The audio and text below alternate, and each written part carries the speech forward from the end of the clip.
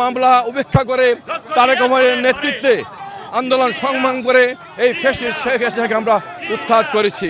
যদি কেউ চক্রান্ত করে নির্বাচন বানচাল করতে চায়, বাংলাদেশের গণতন্ত্রকে হত্যা করতে চায়, আমরা আবারও তারেক রহমানের নেতৃত্বে ঐক্যবদ্ধ হয়ে রাজপথে নেমে সেই চক্রান্তকে আমরা প্রতিহত করবো ইনশাল্লাহ।